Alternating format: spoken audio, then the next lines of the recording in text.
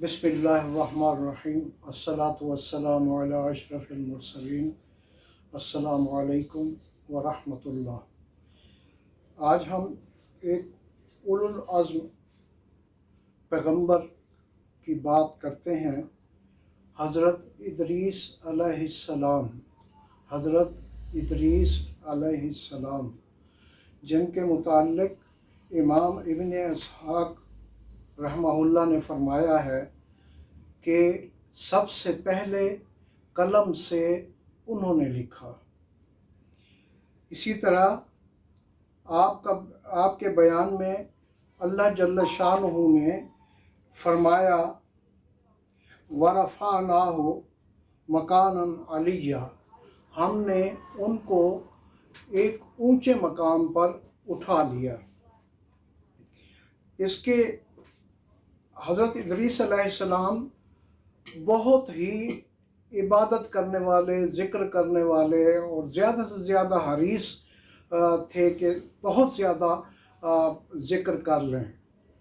उनके एक फ़रिश्ते से जान पहचान थी जो उनके साथ अमूमन रहते हैं, तो उनसे उन्होंने अर्ज़ किया कि आप जो है आप बात करें मलकुल मौत से कि मुझे कुछ मोहलत दे दे, मैं मज़ीद अपना ज़िक्र अज़कार करूं और ज़्यादा से ज़्यादा नेकियां कमा लूं। मुझे हिर्स है कि मैं ज़्यादा से ज़्यादा नेकियां कमाऊं।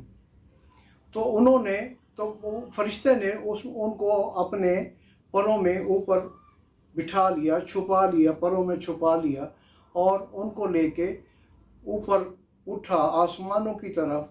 आसमानों में जब वो पहुंचा पहले, दूसरे, तीसरे, चौथे पर आसमान पर उनकी मुलाकात मलकुल मौत से हो गई।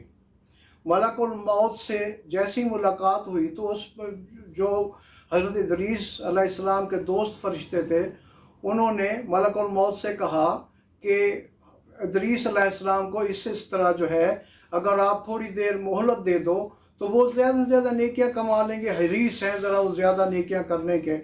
तो उन्होंने पूछा कि इदरीस अलैहिस्सलाम हैं कहाँ? उन्होंने कहा कि मैं वो यहाँ मेरे अपना परों में छुपे हुए हैं। तो उन्होंने कहा कि अजीब है, मुझे हुक्म हुआ कि चौथे आसमान पर आप इदरीस अलैहिस्सलाम की रूह कब्ज़ करो, और मैं हैरान था कि वो तो ज़मीन पर है, चौथे आसमान पर कैसे आएंगे और मैं कैसे उनकी रूह कब्ज़ करूँगा। तो ये अजीब हुआ, मलकुल मौत ने उनकी रूह वहीं कब्ज़ कर ली, चौथे आसमान पर। इसीलिए अल्लाह जल्ल शानुहु ने फरमाया वरफ़अनाहु मकानन अलिय्या। तो ये बात आम सी है, बहुत से लोगों ने वो मुख्तलिफ वाक़यात सुने होंगे, मौत के वाक़यात सुने होंगे।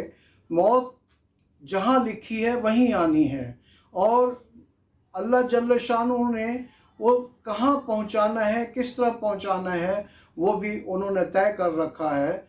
हमें इस वाक़े से बहुत ही अच्छी बात ये मिलती है कि हमें ज़्यादा से ज़्यादा नेक काम करने का हरीस होना चाहिए कि हमें तो पता नहीं कि कौन सा वक्त है हमारा और किस वक्त हम इस दुनिया से कूच कर जाएंगे।